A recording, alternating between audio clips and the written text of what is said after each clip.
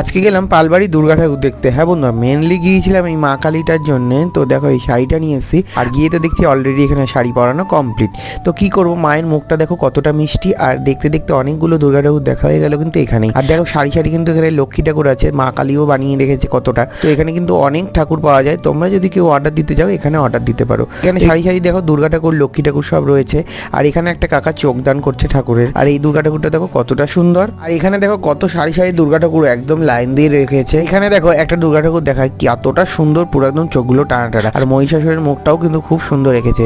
আর এই পালবাড়ি কিন্তু বাইরেও কত দুর্গা ঠাকুর দেখো এক চালার মধ্যে রয়েছে, পুরো বাড়ির ঠাকুরের মতন। দেখে তো মনে হচ্ছিল আমার বাড়িতে যদি দুর্গাপুজো হতো কত বা না ভালো হতো, ঠাকুরগুলো নিয়ে যেতাম। আমার তো খুবই মজা লাগছিল। তো চলো আমরা এবার এসেছিলাম চায়ের দোকানে। সরকার বাজার মোড়ে কিন্তু এই চায়ের দোকানটা তোমরা পেয়ে যাবে। বৌদি আমাকে জোর জবরদস্তি করে চায়ের দোকানে নিয়ে চলে এসেছে চা খাওয়ানোর জন্য। তো চলো আমি এখন চা খাই দেই। দেখা হচ্ছে অন্য কোনো ব্লগে। আজকে মতন টাটা, বাই।